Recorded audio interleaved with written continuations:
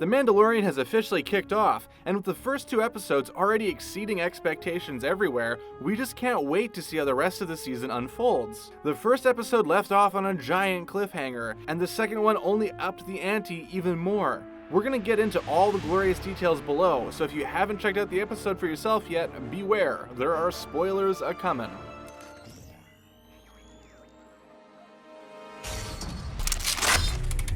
One of the biggest questions about The Mandalorian was how much it was going to add to the already epic Star Wars canon, and it's clear that the answer is a resounding tons. But before we get to the biggest reveals, let's take a look at all the major events that led up to those final epic moments. Picking up where we last left off our hero at the end of episode 1, the Mandalorian has just discovered that the bounty he was tasked to retrieve by the client is none other than a little baby Yoda.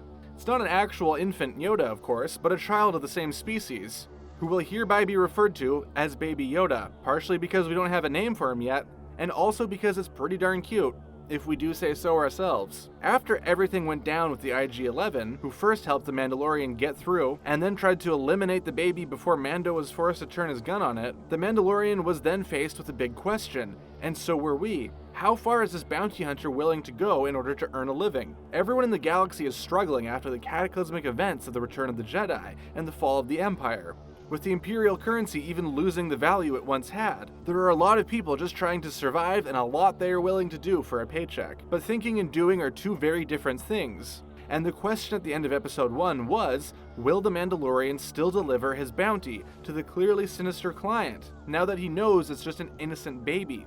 A 50-year-old baby, sure, but pretty important part of the story. So it probably won't be all that smooth sailing, and just like that, our suspicions were confirmed. Early on in the episode, Mando and Bayo, Baby Yoda, get it? Went for the baby Grinch. Sorry, Shrek. I mean Yoda.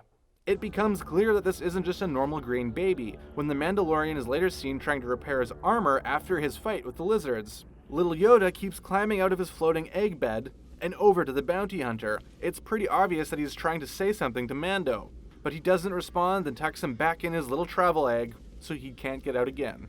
Soon after, the duo are met by Quill, just you wait. While Baby Yoda plays with some space frogs, Quill tells the Mandalorian that, because the Jawas only salvaged certain parts of the ship, it should be easy to repair. They finally get on his way to deliver the bounty.